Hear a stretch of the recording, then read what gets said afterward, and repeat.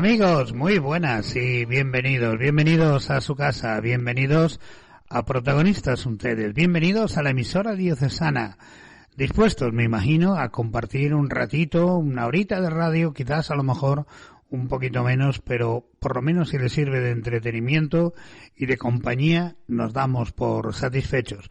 Lo único que tienen que hacer es ponerse cómodos y sobre todo disfrutar de lo que oigan en este programa, que como siempre lo hacemos con amor, con cariño y sobre todo con el corazón.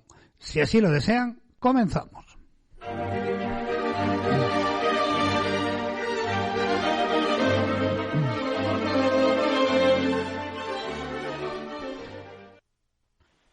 Dicen que los amigos los escogemos. La familia no la escogemos. Hace tiempo que no hablábamos con alguien que está al otro lado del hilo telefónico y yo lo considero como un amigo. Y me daban ganas ya de hablar con él del bien, del mal, de la luz, del sol, del oscuro, de lo claro. Don Daniel Marín, muy buenas. Hola Paco, buenas tardes. ¿Qué tal? ¿Cómo estamos? ¿Cómo estamos? ¿Bien? Tanto tiempo sin por lo menos escucharnos. Pues sí, hacía un buen tiempo, ¿verdad? Lo que pasa es que hablábamos. yo creo que la gente importante se hace de rogar, ¿no? Bueno, lo bueno, sí, breve. 2 veces bueno. ¿Cómo le va la vida, Daniel? ¿Bien? Bien. Trabajando, me imagino, investigando, etcétera, etcétera. No tan bien como a ti, pero... Bueno. Oye, por cierto, ¿la vida de un investigador es rentable o no? Bueno, depende. La investigación en España es complicada. Me refiero en España, claro, en otro lado no. Claro. Bueno, y en concreto en Gran Canaria. Depende de muchos factores. Y también depende de, digamos, que va por modas y va por, pues, épocas. Ahora la investigación enfocada a todo lo que sea, pues, ciencia de Big Data, ¿no? Está muy de moda. Vuelve a estar de moda porque nunca es que haya dejado de estar, pero depende. Pues si uno habla de microbiología, pues hay épocas que hay más ímpetu a la hora de promover ese tipo de especialidades. En fin, depende de muchos factores. Bueno, cuando uno viene a la radio de vez en cuando le preguntan, oye, ¿a quién vas a entrevistar y demás, no? Y alguien me preguntó, y me pareció una pregunta relativamente interesante, igual para ti una chorrada, no lo sé, ¿no? ¿La inteligencia artificial le sirve a un científico de algo o no? Sí, bueno, depende de qué entendamos por inteligencia artificial. Normalmente, sobre todo recientemente, cuando la gente habla de inteligencia artificial se refiere a modelos de lenguaje, claro. Tipo ChatGPT, y bueno, ahora han salido 1 millón, ¿no? de modelos de estos que son los que tú le preguntas y te hacen un texto y te solucionan la vida casi. Claro, luego hay otras parecidas que te hacen audio, imágenes, etcétera. Este tipo de inteligencia artificial, bueno, en ciencia sí tiene aplicaciones, tiene muchísimas aplicaciones, todo lo que son el tema de redes neuronales, y se utiliza para muchas investigaciones relacionadas precisamente con lo que decíamos antes, con el procesamiento de grandes cantidades de datos, Big Data, etcétera. O sea que sí, se utiliza mucho hoy en día.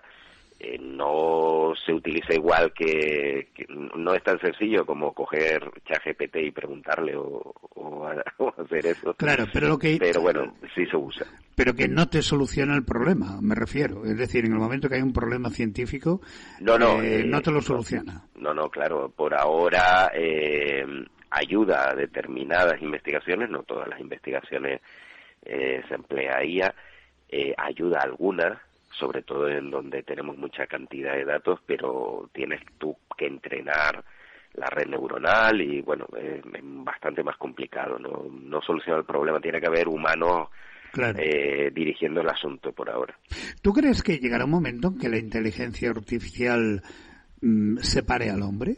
Le diga, bueno, tú tranquilito, jubílate y hasta ahí te quedas. Bueno, desde el punto de vista científico me refiero, ¿eh? El tema de la IA es que ahora mismo estamos en una época de crecimiento casi exponencial en sus capacidades. Entonces, cuando hay un nuevo invento, una nueva tecnología que todavía no sabemos hasta dónde puede llegar, pues hay muchísimas expectativas, ¿no? Y también temores. El caso de la IA, pues estamos ahora en ese punto. Hay muchas expectativas de lo que puede hacer y, por lo tanto, también temores. ¿Qué pasa? Que no sabemos exactamente qué es lo que nos puede proporcionar de aquí a 5 años, ¿no? Probablemente el progreso de la IA en los próximos 5 años no sea tan rápido como el de los últimos 5, ¿no? Que ha sido espectacular. O sí, no lo sabemos, no podemos prever el futuro. Entonces estamos en una zona que ocurre, ¿no? Pocas veces en la historia cuando tienes una nueva tecnología muy potente, que es una zona, un momento en el tiempo pues muy apasionante, pero también pues lleno de temores y de expectativas, porque no sabemos a dónde va a llegar la IA, ¿no? Si realmente se va a cristalizar todo lo que promete o se va a quedar en agua de borrajas muchas de las cosas que pensamos que pueda hacer.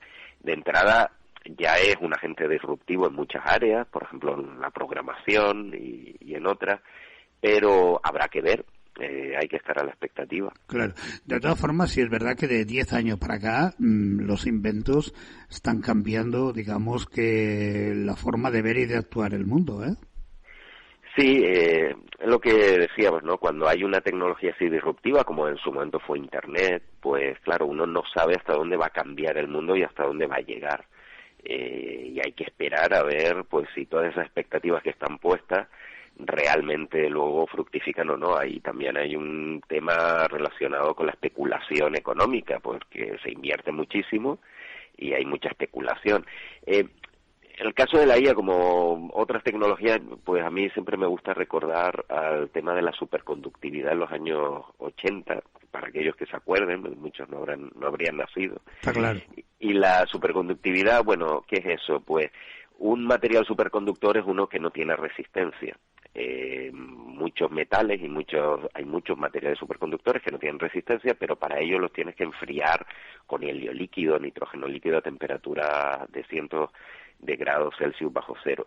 En los años 80 empezaron a verse que podía haber superconductores a temperatura ambiente, entonces eso hubiese revolucionado todo el mundo que nos rodea, porque significa que una pila simple, al no tener resistencia a los circuitos conductores, pues podría alimentar un determinado sistema con una pila pequeña durante muchísimo más tiempo, ¿no? Años incluso. Entonces eso hubiese cambiado todo el mundo. Y aún a día de hoy todavía se sigue investigando en superconductividad, pero la expectativa que generó en los años 80 pues se frenó, porque luego se vio que efectivamente existen materiales superconductores casi a temperatura ambiente, pero son muy difíciles de hacer con ellos cables, básicamente, ¿no? Como uno puede hacer un cable de cobre para los aparatos electrónicos, pues con los materiales superconductores no es ni mucho menos tan sencillo y hay otras dificultades.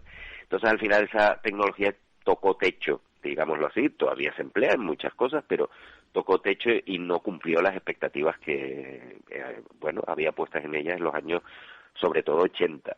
Entonces a la IA puede pasarle algo así. Pensamos que dentro de 5 años esto va a seguir al mismo ritmo, pero a lo mejor no, a lo mejor se frena. O a lo mejor no. Lo bueno de estar, ya digo, en este momento dulce es que, casi todo es posible. Hombre, de hecho, todo lo que sea avanzar es bueno, ¿no? Independientemente de que nos equivoquemos o no.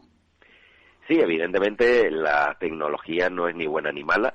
Claro. Lo que es bueno y malo es su empleo, y para eso pues tenemos que tener leyes, tenemos que tener sentido común, y eso ya depende del ser humano. La energía nuclear no es ni buena ni mala. Si la empleamos para generar electricidad, pues es buena, y si la usamos para armas atómicas, evidentemente es mala. Entonces, aún así, fíjate tú que la energía nuclear, pues la gente está en contra muchas veces de ese tipo de energía, ¿no? Bueno, hay varios factores que hacen que la gente pueda estar en contra. Yo personalmente sí estoy a favor, no es una carta blanca, con condiciones, depende de dónde se haga, cómo se haga, pero evidentemente teniendo en cuenta que uno de los principales desafíos para la humanidad ahora mismo es el cambio climático, que está producido sobre todo por las emisiones humanas antropogénicas de dióxido de carbono, hay que buscar formas de emisión de energía que no emitan CO2 o que esa emisión sea lo mínimo posible. Y la energía de fusión es una de ellas.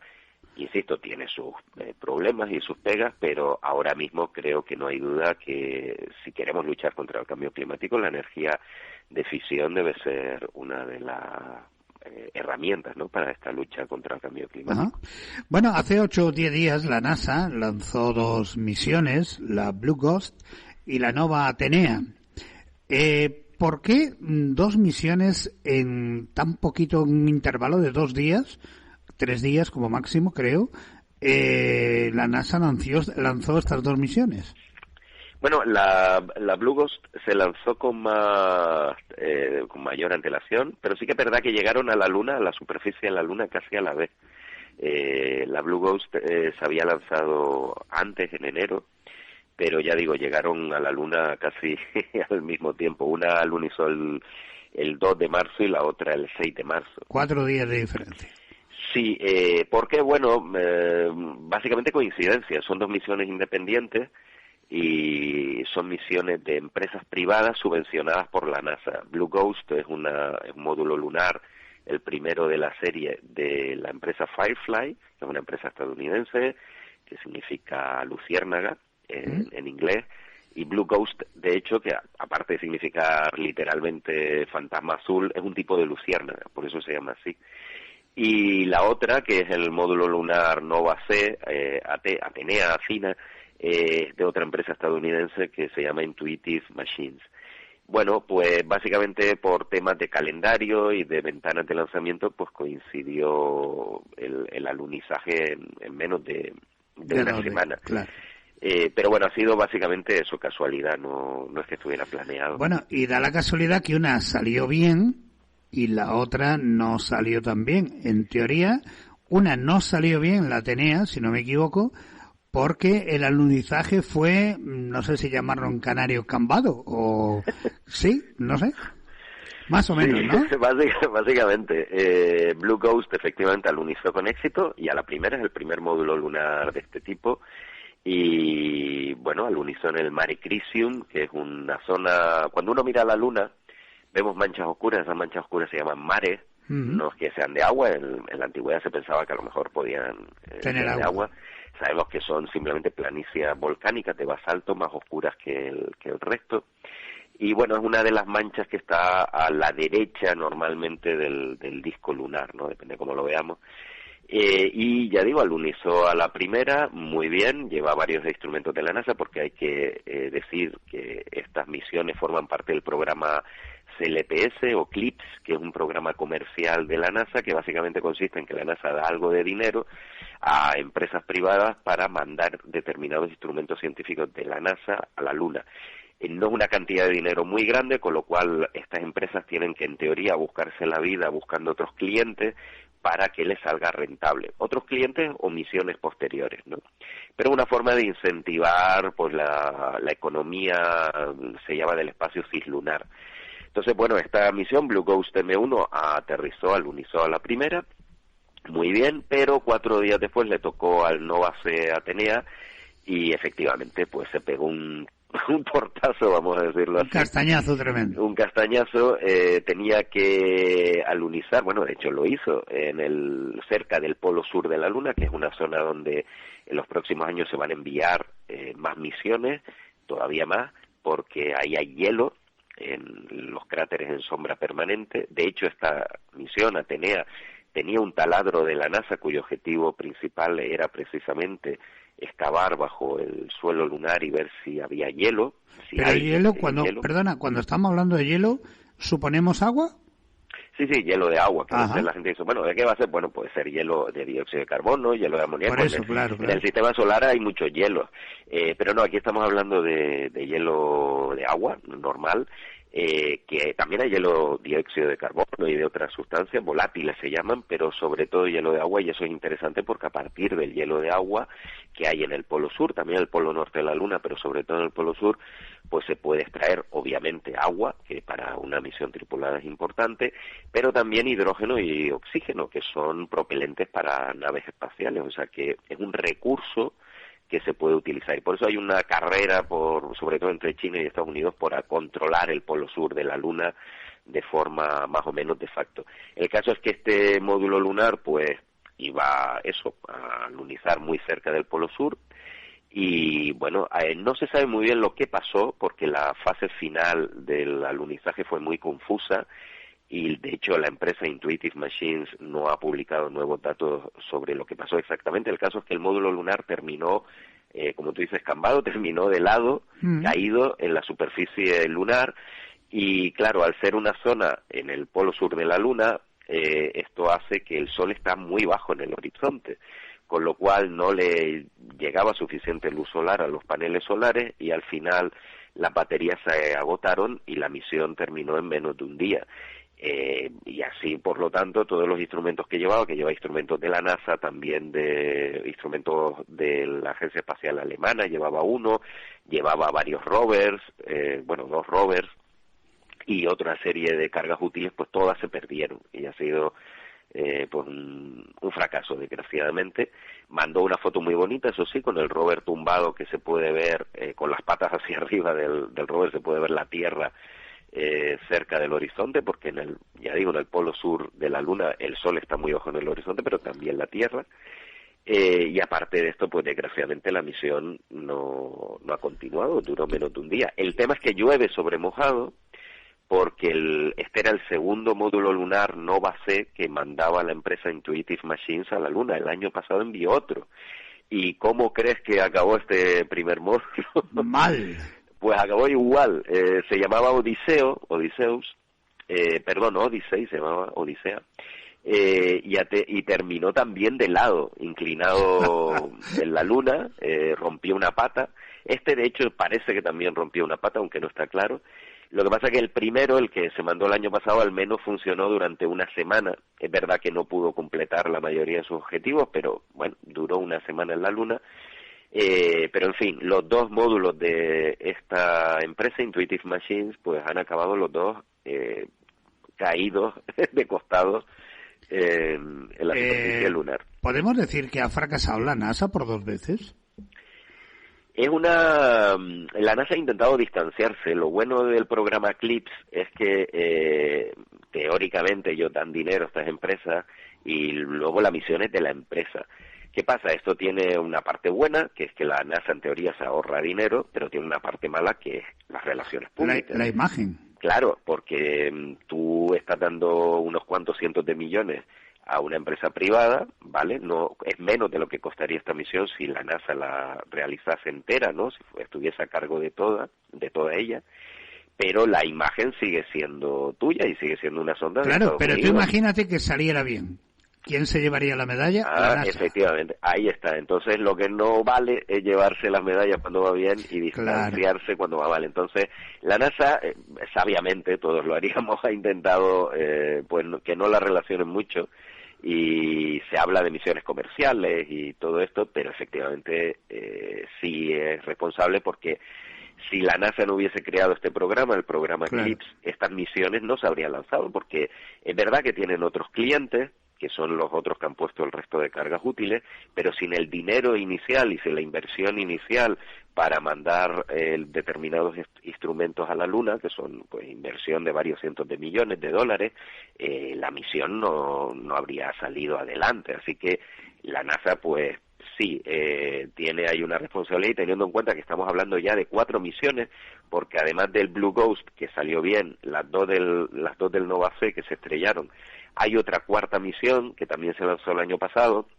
y que directamente no llegó a la Luna, sino que se quemó la atmósfera terrestre, el módulo lunar Peregrine. Entonces, si de 4 solo una ha tenido éxito, pues sí, podemos decir que la cosa va mal para este programa. Pero yo también digo, hablo desde una persona muy, muy profana en el tema, que se supone que aunque se lo den a una empresa privada, la NASA se supone que le va a proporcionar todos los, digamos, la cartografía, por decirlo de alguna manera, de una forma muy sencilla, para que eso llegue a buen puerto, independientemente que después el lanzamiento corresponda a una empresa privada. Con lo cual ahí ha fallado alguien por algún lado. La NASA ayuda y evidentemente es una ayuda muy importante en cuanto a navegación, lo que tú dices, coordenadas, datos de la topografía lunar, claro. Todo eso lo proporciona la NASA y es una ayuda muy, muy importante, porque si no tuvieran esos datos tendrían que obtenerlos de otra forma, ¿no? Que se lo digan a los chinos, que han tenido que lanzar sus propias sondas para obtener estos datos, porque no se los iba a dar la NASA. Entonces, la NASA sí que ayuda, pero es verdad que luego son estas empresas las que tienen que construir toda la nave, el módulo lunar, lanzarlo. En este caso se lanzaron con el cohete Falcon 9 de SpaceX, y encargarse del resto de la misión, ¿no? La NASA también a veces ayuda con las comunicaciones, que también es un punto muy importante, porque tiene una red de antenas en todo el mundo, incluyendo en España. Entonces, sí que hay una ayuda, pero también es verdad que son misiones comerciales, que de hecho el debate está entre, que quizás a lo mejor en vez de haberse gastado, porque el programa ya lleva cerca de $1.000 millones gastados en varias misiones, que algunas luego se cancelaron, aparte de estas 4, si a lo mejor ese dinero se hubiese invertido en naves controladas por la NASA, en misiones oficiales de la NASA, por así decirlo, pues quizás ese dinero habría estado mejor invertido porque hubiesen sido naves con mayor redundancia, con mayor control, y no habrían tenido este nivel de fracaso. De fracaso, que claro. Claro, hay un debate ahí importante de cómo gastar este dinero. Bueno. Daniel, ¿qué es lo que todavía no sabemos de la Luna? Bueno, muchas cosas, muchas. Lo más importante ahora mismo es efectivamente cuánto hielo hay en los polos lunares y en qué estado está. Ya digo, lo comentábamos antes, el hielo es un recurso y va a ser un recurso muy importante en los próximos años, y de hecho pues hay una competición entre China y Estados Unidos por controlar de facto, ¿no?, este hielo lunar, y no sabemos exactamente la cantidad que hay ni en qué estado. Es decir, sabemos que no es que haya planchas de hielo ni glaciares en los cráteres en sombra permanente, eso sabemos que no hay, pero no sabemos si está muy fino, si necesita procesar toneladas de regolito de suelo lunar para obtener un litro de agua, o realmente es más sencillo, no lo sabemos. Entonces, esta es una de las mayores incógnitas a corto plazo, y para eso se están mandando todas estas misiones, porque si realmente hay zonas donde esos depósitos de hielo pues son más accesibles y más fácilmente procesables, ahí sí que puede aumentar la competición, ¿no?, por controlar este recurso lunar. Luego también hay otras cosas que no sabemos exactamente, cómo se formó la Luna, eso todavía no está claro. No sabemos tampoco, hay muchas teorías, ¿no? Y la principal, todos yo creo que la conocemos, que la Luna se formó a partir de un impacto de un protoplaneta contra la prototierra, ¿no?, que se llamaba la prototierra, prototierra, y chocó contra Teia, que era este protoplaneta, y de ahí se formó la Luna. Pero no estamos seguros exactamente cómo fue, y ahí hay unas cuantas incógnitas. Tampoco sabemos por qué la cara oculta tiene un grosor de la corteza más grande que la cara visible. No sabemos hasta qué punto hay actividad actualmente en la Luna, y hasta qué punto el núcleo está fundido en las capas internas. O sea que todavía hay margen para aprender de la Luna. Amigo, ¿estamos conquistando el espacio, Daniel? Bueno, conquistar suena un poco agresivo, ¿no? Bueno, vale. ¿Nos estamos, como el ratón, comiendo el queso o no? No, el espacio, el sistema solar, que es lo que tenemos a nuestro alcance, es enorme. Entonces hay espacio, valga la redundancia, de sobra. Lo que sí es cierto es que ahora mismo hay una carrera por la Luna, lo que decíamos, por ver quién llega antes y se establece en el Polo Sur para controlar sobre todo esto, los depósitos de hielo del Polo Sur lunar. Por lo demás, en el espacio hay espacio, nunca mejor dicho, de sobra. Claro. Por cierto, cuando hablas de hielo en la Luna y la posibilidad de agua, ese agua en ningún caso sería potable si no es tratada previamente.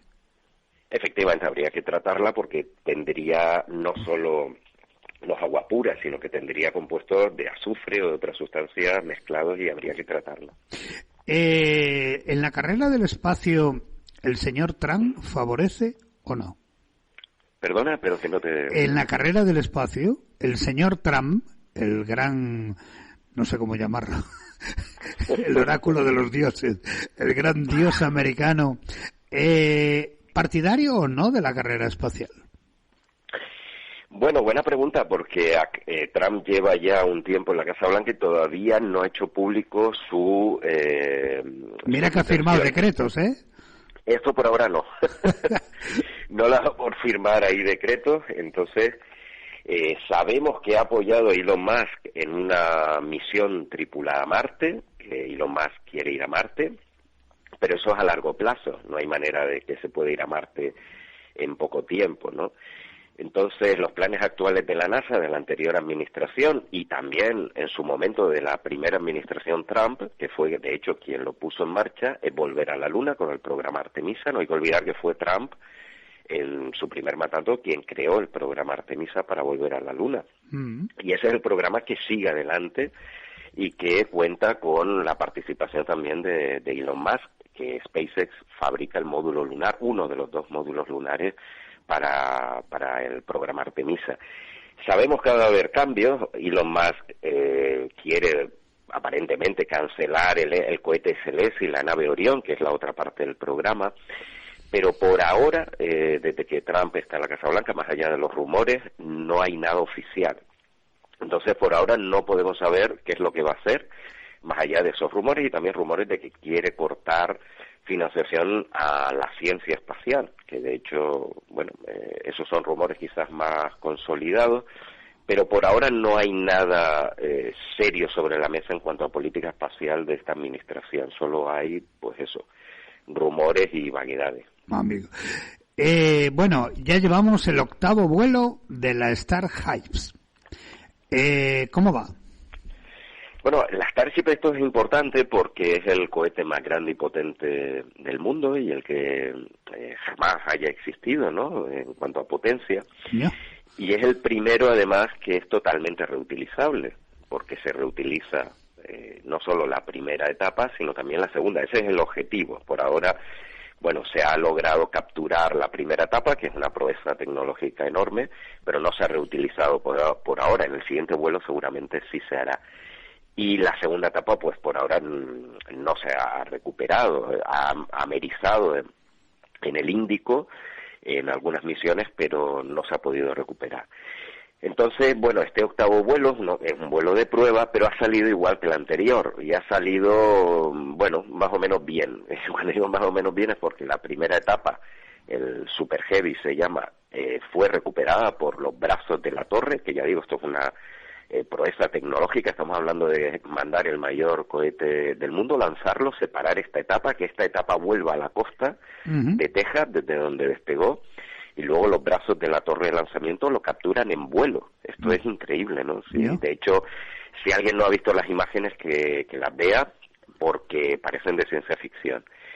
Pero la segunda etapa, en esta misión, en esta 8ª misión, pues le ocurrió lo mismo que en la 7ª, que es que a poco después de la separación, pues básicamente explotó. Vaya. Y con consecuencias además malas, porque más allá de la pérdida obvia de la segunda etapa, aunque es un vuelo de prueba, y es que los fragmentos cayeron en el Golfo de México y en el Caribe, y eso provocó que muchísimos vuelos internacionales que estaban cruzando la zona pues tuviesen que desviarse para evitar el riesgo de que les impacte uno de estos fragmentos, ¿no? Y de hecho hay bastantes vídeos por ahí, tanto de la anterior misión como de esta, tomados desde aviones, donde los pasajeros pues pueden ver todo esos restos brillantes reentrando en la atmósfera. Y claro, es un espectáculo bonito de ver en tu casa, pero si estás en un avión, pues vamos, yo creo que más de uno se quedaría como además, muy asustado. Me imagino que esos trozos van a una velocidad endiablada, ¿no? Los trozos van a 20.000 kilómetros por hora. Yeah. Y es menos que la velocidad orbital, que es de 28.000, pero precisamente por eso es más peligroso, porque cuanto más rápido vayan, más fácil es que se quemen en la atmósfera y que lo que llegue a la altura de un avión, que está a 10 kilómetros, ¿no?, en la altura de un avión a reacción, o al suelo, pues el número de trozos que llega, si es de la órbita 28.000 kilómetros por hora, velocidad orbital, es mucho menor. Al ir a 20.000 kilómetros, sobreviven mejor la reentrada. O sea, fragmentos de mayor tamaño llegan al suelo y un número mayor de ellos pues llega también a esa altura de 10 kilómetros. Entonces, paradójicamente es más peligroso. Uh-huh. Y bueno, aunque hay una zona de emergencia, una zona de emergencia, mejor dicho, una zona antes de cada despegue, los pilotos saben que por ahí puede ocurrir, si ocurre un problema como finalmente ocurrió, pues tienen que estar alerta porque se les puede decir que desvíen el vuelo. No es una zona donde a priori tenga que ocurrir nada, porque, claro, en principio el cohete no tiene por qué explotar, pero al explotar, pues sí se produce el desvío de todos estos, estamos hablando de decenas, ¿no?, de vuelos internacionales y bueno, vuelos que pasaban por ahí con todo, no ya el susto, sino las pérdidas económicas de retraso que supone desviar tantos vuelos. Claro. Bueno, ¿cómo están nuestros amigos de Marte, el famoso helicóptero y los famosos rover que han dado por allí? Bueno, los rovers siguen, pero el helicóptero ya murió. ¡Oh, el helicóptero, qué pena! Sí, Ingenuity, que se llamaba así, Ingenio, pues ya murió. Voló mucho más de lo esperado, pero al final, en uno de sus últimos vuelos, pues una de las aspas de un rotor chocó contra el suelo y se rompió. Y ya, pues evidentemente no ha podido volar. Entonces habrá que esperar a mandar otra misión. Hay planes de mandar ya no un helicóptero, sino un dron más grande para volar por Marte. Pero es verdad que ahora mismo la Agencia Espacial no tiene mucho dinero para estas misiones, entonces vamos a ver si se aprueba o no. Bueno, y de todo lo que nos han enviado, ¿qué hemos aprendido o qué sabemos que no sabíamos de Marte? Bueno, tanto Curiosity como Perseverance, lo más importante es confirmar que Marte tuvo agua líquida en el pasado y que fue habitable, es decir, la vida tal y como la conocemos pudo sobrevivir en el Marte primigenio. Eso no significa que hubiese vida, sino que las condiciones eran favorables para la vida tal y como la conocemos. Entonces, eso es lo más importante que nos pueden aportar estas misiones. Claro, pero cuando hablamos de vida estamos hablando de vida bacteriana. Sí, evidentemente. No de vida humana. No hay ninguna evidencia de que Marte, en caso de haber surgido la vida, pues llegase a algo muy complejo. Estamos hablando de vida bacteriana, quizás organismos microscópicos pluricelulares, como mucho, pero nada más. De todas formas, no tenemos ni idea. De hecho, ese es uno de los motivos por los cuales vale la pena investigar Marte. Claro. Porque sabemos que fue habitable, que hubo condiciones para que la vida prosperase. Entonces, si la vida surgió, pues sería interesante saber cómo era esa vida y qué diferencias tenía con la vida que surgió en la Tierra, que no olvidemos que todos los seres vivos de la Tierra estamos emparentados, descendemos de del mismo, ¿no? Ser vivo original, ese ser primigenio que se llama Luca. Entonces, si la vida surgió en Marte, pues ver qué diferencias había con la vida terrestre, y si no surgió, pues también entender por qué. Pues porque si surgió en la Tierra y no en Marte, habiendo condiciones muy parecidas, ¿por qué? Eso también es importante averiguar. Con lo cual esa posibilidad de que se está estudiando de una misión tripulada a Marte, por el momento queda muy lejos en el tiempo. Si no se le da mucho dinero a Elon Musk para mandar la Starship a Marte, evidentemente sí, queda muy lejos en el tiempo. No, me refiero por las condiciones que pueda haber para que un hombre pueda pisar Marte. Sí, no, una misión tripulada sería carísima. Por mucho que Elon Musk lo minimice, hace falta muchos miles de millones de dólares para llevarlo a cabo. Aparte de Estados Unidos, China también tiene en sus planes una misión tripulada a Marte, pero lo plantean más allá de 2040. No es una cosa que esté a corto plazo y tampoco ha sido aprobado formalmente. Entonces, ahora mismo la prioridad, más que poner un ser humano en Marte, es traer muestras de Marte. Perseverance, el rover que comentábamos antes, está tomando muestras de Marte y las está almacenando en unos tubitos. Esos tubitos, en teoría, tenían que regresar a la Tierra mediante otras 2 sondas espaciales que los iban a buscar allí a Marte. Pero la NASA ha tenido que cancelar estas misiones porque no tiene dinero. y de hecho está viendo a ver qué alternativas tiene para poder traer estas muestras a la Tierra. Al mismo tiempo, China está planeando, bueno, hace años que lo planea, mandar la sonda Tianwen-3, que en realidad son 2 naves espaciales, para también traer muestras de Marte. Y entonces tenemos ahí otra carrera entre Estados Unidos y China a ver quién trae primero las muestras de Marte, que aunque no es tan espectacular como una misión tripulada, sí que sería pues un hito en la exploración de Marte, porque al tener muestras en la Tierra podríamos estudiarlas muchísimo mejor que con cualquier instrumento o cualquier nave, y saber pues lo que decíamos, ¿no? Si la vida pudo surgir en el Marte primigenio, cuáles eran esas condiciones, etcétera. Lo podríamos saber mucho mejor porque los instrumentos que llevan las naves espaciales están limitados por el peso, mientras que en la Tierra pues tú puedes analizar esas muestras con instrumentos que sean del tamaño literalmente de edificios, ¿no? Como un acelerador de partículas. Claro. Bueno, ¿tú eres amigo de Calleja? No tengo el placer. No lo conoces personalmente. En persona no. ¿Qué te pareció lo de Calleja? Bueno, me pareció que se lo pasó muy bien y me da envidia sana de... ¿Tú te apuntarías? De esa misión.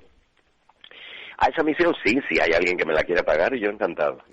Pero, vamos a ver, ¿merece la pena 10 minutos entre que subes y bajas? ¿Cuánto puede costar eso?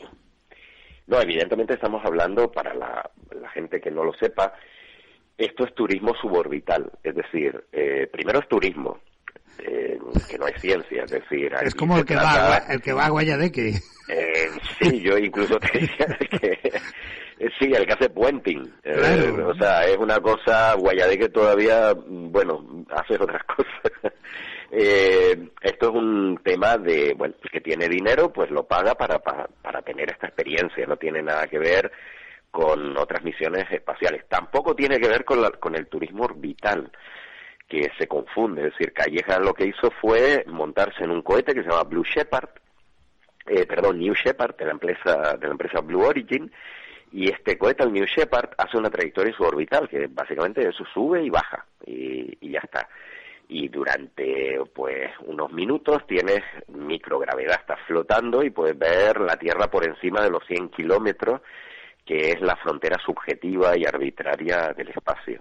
Pero no tiene nada que ver con una misión orbital. Una misión orbital subes, alcanzas la velocidad orbital de 28.000 kilómetros por hora y te quedas en órbita dando vueltas a la Tierra durante días, semanas, meses, lo que sea. Estos no dieron la vuelta a ningún lado. No dieron ni una vuelta ni nada. Esto es simplemente subir por encima, ya digo, de los 100 kilómetros, y los 100 kilómetros es importante, no se quedan en 90 ni en 80, sino superan los 100. ¿Por qué? Pues lo que decimos, porque es la frontera subjetiva y arbitraria del espacio. Entonces puedes decir que has ido al espacio.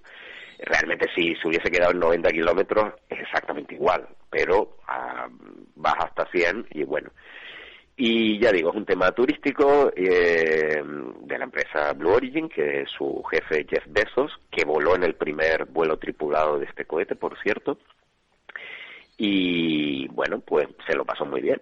Y son vuelos turísticos que tiene esta empresa de turismo suborbital. Ahora mismo solo hay otra empresa que ofrezca servicios parecidos, que es Virgin Galactic, pero Virgin Galactic lo hace con un avión espacial, un avión cohete, que, bueno, se cae, digamos así, se desprende de un avión nodriza y luego sube con un motor cohete hasta la frontera del espacio y vuelve planeando, ¿no? De todas formas, la preparación que Calleja tuvo, por lo que yo he visto en la tele, se asemeja mucho a lo de un astronauta, ¿no? A ver, hombre, Calleja es un explorador, es montañista, está en forma, entonces, bueno, él yo creo que ya estaba en forma. Evidentemente, supongo que te harán firmar una serie de cláusulas donde tú te comprometes a ponerte un poquito en forma para no, pero el entrenamiento que yo he visto ha sido el acostumbrarse a la gravedad en una piscina. Estuvo con Pedro Duque, con López Alegría. Todo eso a ver, marketing. Esto era para el documental de Amazon, de Prime Video. No hace falta para esta misión, no hace falta. Vale. Ya te digo, te harán un examen médico y si te ven muy mal te dirán, oye, no te vayas a dar ahí un... Pero vamos, que tampoco hace falta una preparación extensa. No. Ha ido gente de mucha edad en estos vuelos y no le ha pasado nada. Es decir, que tienes una fase de aceleración de 3G aproximadamente, que, bueno, es importante, y luego estar en microgravedad, y el descenso, la deceleración no es tan importante. Entonces no es nada que una persona normal no pueda aguantar, una persona en medianamente buena salud, o sea, no tiene nada que ver con un vuelo orbital, donde ahí sí te puedes enfrentar según qué condiciones a cosas más extremas, ¿no? Incluso hace falta conocimiento, porque la nave en la que ellos van, el cohete en el que ellos van, ¿es automatizado o sí, tiene un piloto? Son totalmente pasajeros, no hacen nada. No tienen nada que hacer. En tu blog tú le has llamado suborbinauta. Sí. ¿Por qué? Bueno, creo que es importante diferenciar la gente que va a la órbita, bien sea pagando o bien sea astronautas de agencias espaciales, de estos vuelos suborbitales, que ya digo, me alegro por Calleja y yo estaría encantado en ir en uno de ellos sin problema. Aunque sean 4 minutos. Aunque sean pocos minutos, pero hay una diferencia obvia de trayectoria, una diferencia energética, hay muchísimas diferencias. Entonces, ahora que ya han volado, estamos hablando de casi 60 personas en vuelos suborbitales, solo con Blue Origin, pues yo creo que ya hay que empezar a diferenciar claramente lo que es un astronauta que va a la órbita, si quieren, se podría llamar también la gente que va a la órbita orbinauta, de alguien que va a un vuelo de este tipo, que, bueno, yo lo llamo suborbinauta, pero no es algo despreciativo. Porque, no. De hecho, en la otra empresa, en lo que decíamos antes, en Virgin Galactic, también han ido suborbinautas que se los ha pagado el Estado. En este caso, Italia, por ejemplo, mandó a 2 pilotos de la Fuerza Aérea Italiana, pues los mandó en una de estas misiones, ¿no? Y no, por lo tanto no son turistas espaciales, sino que se los ha pagado el Estado. Es decir, que no es un tema solo de turismo, sino es un tema de trayectoria, un tema de energía, no es lo mismo, pues no sé, es como si lo comparamos con ir en el mar con una lancha o ir con un transatlántico, ¿no? No se puede comparar, los dos están en el mar, sí, pero son cosas muy diferentes. Daniel Marín, como siempre es un placer hablar contigo, esa sabiduría que atesoras, que a todos nos deja, pues eso, con ganas de más. Te llamaremos en otra ocasión para poder seguir hablando y contactando contigo. Por el momento, gracias por compartir tu ratito con nosotros y un abrazo enorme. Un abrazo, Paco. Y cuando tú vayas y cuando Calleja vuelva, le hablaré de ti, pues para que te lleve con él. A ver, sí, que me dé una vuelta por ahí. Un abrazo, Dani. Un abrazo, Paco. Pues hasta aquí hemos llegado. La verdad que ha sido un verdadero placer el poder haber hablado con Daniel Marín. Es un hombre que siempre lo tenemos cuando no cuando lo necesitamos, sino cuando tenemos cosas que compartir en ese mundo tan fascinante como es el mundo del espacio. Fin de semana, ya saben, disfruten de aquellos que le rodean, de aquellos que le quieren, pero sobre todo disfruten de la vida y no se olviden de algo que me parece muy interesante. Sean muy, muy felices. Chao.